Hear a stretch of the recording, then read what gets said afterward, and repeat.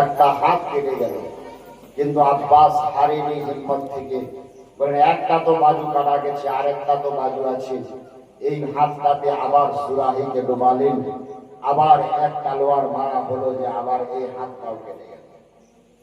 দুটো হাত হযরত আব্বাসের ছাড়াতে দুটো হাত কাটা গেল, কিন্তু আব্বাস কেমন পাহালবান ছিলেন, হযরত আব্বাস কালান্দার কেমন পাহালবান ছিলেন, হিম্মতে হারেনি। বলেন পানি পৌঁছাবো আমি ক্ষমা পর্যন্ত, আবার সুরাহিকে ডুবালেন, ডুবার বাদ মুখে চিবালেন যে তাও আমি সেইখানে নিয়ে যাব পানি।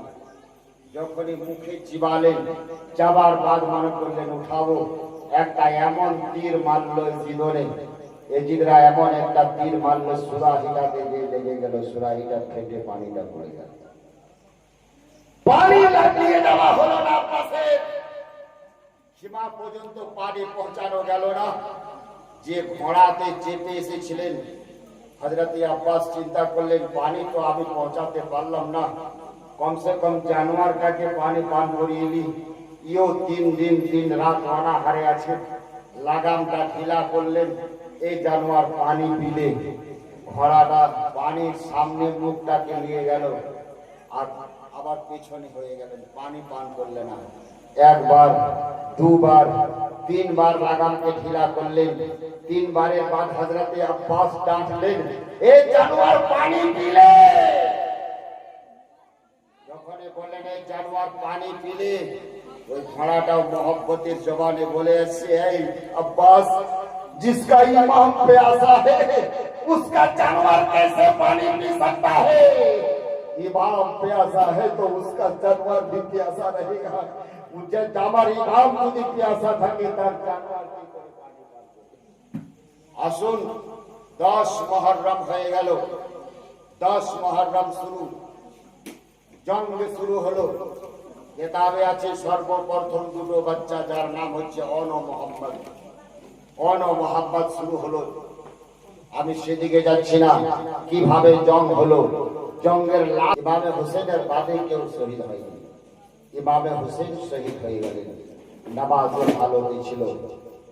এমন হোসেনের তরবার চলছিল কারবালাতে, मोली गजर की तरह यजीदों को खत्म कर देता, लेकिन अचानक तलवार रुक गई। लोगों ने सवाल किया, हुसैन आज तलवार क्यों रुक गई?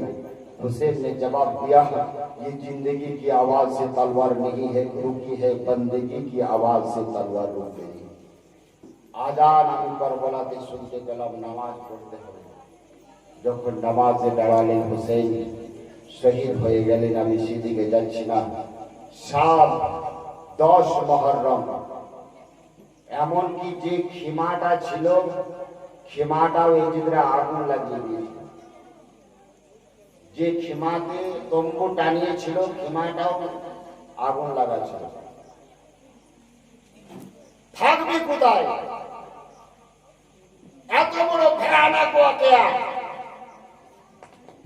10 মুহররমের সন্ধ্যা বিকাল, বেলা ডুবতে আসছে, মাগরিব হতে চলছে।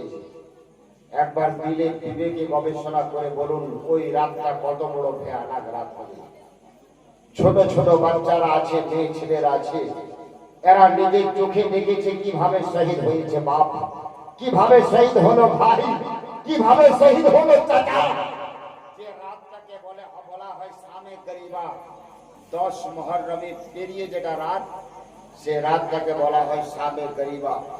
রাতটা বড় ভয়ঙ্কর রাত, বড় কঠিন রাত। যে বাচ্চারা রয়েছে সে বাচ্চারা নিজের চোখে দেখেছে আলী আসগর কিভাবে শহীদ হলো, আলী আকবর কিভাবে শহীদ হলো, ওনে মোহাম্মদ কিভাবে শহীদ হলো। এর বাচ্চারা দেখা, আর ওই খেমাটাও আগুন লাগা আছে, খেমাতে কোনো আলো বাতি নেই। কিন্তু সব থেকে যে বড় ছিল তার নাম জাইনাব, মেয়ে ছেলে ইমাম হুসেনের বোন। বেটা ছেলে ছিল জাইনুল আবেদিন, যিনি শরীর খারাপ ছিলেন, বেমারের হালতে ছিলেন। বাকি ছোট ছোট বাচ্চা, কিতাবে আছে টোটাল 7 জন জিন্দা ছিলেন। 7 জন। জাইনাব সবকে নিয়ে এলেন, লিয়ে আসার পর খিমাতে বসালেন।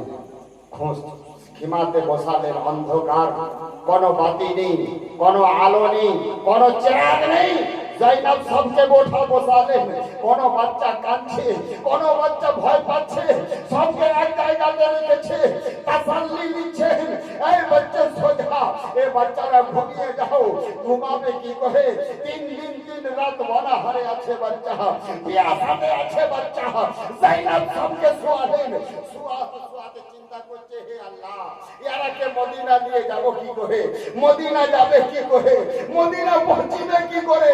এমনি করে বসে বসে চিন্তা করতে করতে, আলো বাতি তো নেই, বাচ্চাগুলোকে ছুঁয়ে ছুঁয়ে দেখছেন, একটা বাচ্চা নেই।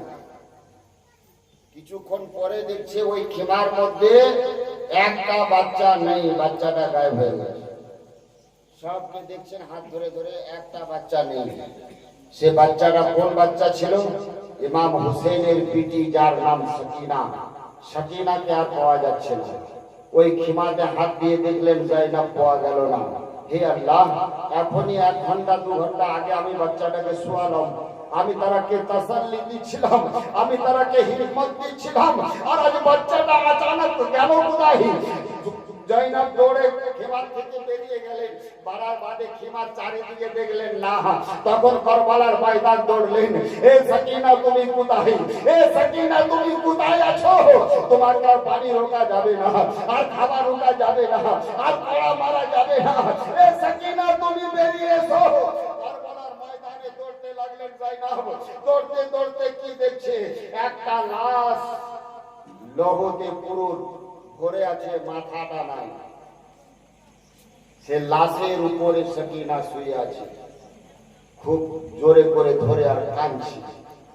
জাইনাব গেলেন, যে বললেন, সাকিনা তুমি কারবালাতে এখানে, আমি তোমাকে খিমাতে শুয়েছিলাম, তুমি এখানে চলে এলে, আর তুমি কারবালাতে কার উপরে তুমি শুয়ে আছো? খুনের উপরে, লাশের উপরে। বলেন কবিগান, জবান বন্ধ করুন। আমি কারো লাশের উপরে ঘুমাইনি, আমি আমার আব্বা হোসেনের সিনার উপরে শুয়ে আছি, আমার আব্বা হোসেনের উপরে শুয়ে আছি। বলেন বেটি, তুমি কি করে জানলে এটা আমার ভাই হোসেনের লাশ? তুমি কি করে জানলে? তার তো মাথা নেই, তার তো চোখ নেই, তার তো কান নেই, তার তো চেহারা নেই, তুমি কি করে বুঝতে পারলে? এটাই তোমার বাপ ছিল, এটাই হোসেন ছিল, ये फातिमा का लाल था, ये अली का बेटा था, ये इमाम हुसैन थे, তুমি কি করে জানলে? সাকিনা জবাব দিচ্ছে, ফুফিজান, যখন আমি ঘরে ঘুমাতাম, কোনদিন আমার ঘুম আসতো না, আমি দৌড়ে যেতাম বাবার কাছে, আব্বা আমাকে ঘুম আসছে না, আব্বা হোসেন আমার ঘুম আসছে না। আমার আব্বা জান আমাকে বুকে জড়িয়ে ঘুমাতেন, আমি বাপের সিনাতে ঘুমিয়ে যেতাম। কিন্তু আজকে তুমি আমাকে ঘুমিয়েছিলে খিমাতে, অন্ধকারে আমার ঘুম আসেনি, আমার ঘুম আসছে না। আমি বহুক্ষণ দেখলাম, আমার ঘুম আসেনি। তখন আমি আস্তে আস্তে বেরিয়ে গেলাম, আর কারবালাতে আওয়াজ দিতে লাগলাম, আব্বা হুসেন আপনি কোথায়? আপনার বেটি সাকিনার আর ঘুম আসছে না। এ হুসেন, আব্বা হুসেন आप कहां चले गए? आज आपकी बेटी सकीना को नींद नहीं आ रही है, आपकी बेटी सकीना घूम আসছে না। তো এই রাস্তা থেকে आवाज আসছিল, ए बेटी सकीना तू चले आ, तेरा बाप जिंदा है, तो बाप के सीने पे आके सो जा। আমি কারবালাতে এসে যখন চিৎকার করছিলাম, এই লাশটা থেকে আওয়াজ এলো, বেটি সকিনা তোমার বাপের সিনা এখনো আছে, তুমি এসে যাও, আসার বাদে তুমি তোমার বাপের সিনাতে শুয়ে যাও। 10 মুহররমের রাত আবার জাইনাব তাকে নিয়ে গেলেন। নিয়ে যাওয়ার বাদ শোয়ার বাদ কিছুক্ষণ পরে আবার পড়ার আওয়াজ দেখতে পাচ্ছেন। জাইনাব আবার ওখান থেকে বেরোলেন, হে আল্লাহ, আবার কে আসছে আমাকে লুটার জন্য? আবার কে আসছে? না জানে বাচ্চারা ভয় পাবে। ঘোড়ার আওয়াজ আমি শুনতে পাচ্ছি, ঘোড়ার আওয়াজ আমি দেখতে পাচ্ছি। ঘোড়াতে একটা মেয়ে ছেলে নেকাব পোষ এলো। জাইনাব খিমার থেকে বেরোলেন, এই आने वाले मुसाफिर रुक जाओ, यहाँ बच्चा सोया है, 3 दिन 3 রাত নিঢাল है, তো আর এসো না, তুমি আর কি নিবে? আর আমাদের কিচ্ছু নেই, আমাদের সব শেষ হয়ে গেল। তুমি কাকে লুটতে আসছো? তুমি কি জন্য আসছো? কিন্তু आने वाला কেউ আর রুকে নেই। ঘোড়াতে সওয়ার হয়ে আসছে দৌড়তে দৌড়তে। জয়নাব যখন আবার বেরিয়ে গেলেন, বলেন আর এক কদম আগে বাড়বে না। তুমি কে যে আমাদের খিমাতে আসছো? বাচ্চারাকে আমি শুইয়ে রেখেছি, আর এখানে কেউ নেই। দেখছেন ঘোড়া থেকে নামলেন একটা মেয়ে ছেলে, একটা কাটোরাতে পানি ছিল। বললেন তুমি কে? বললেন জয়নাব আমি মারতে আসিনি, আমি তোমরাকে পানি পৌঁছাতে এলাম। বাচ্চারাকে উঠিয়ে পানি পান করাও, আমি পানি দিতে এলাম। সেটা কে ছিল?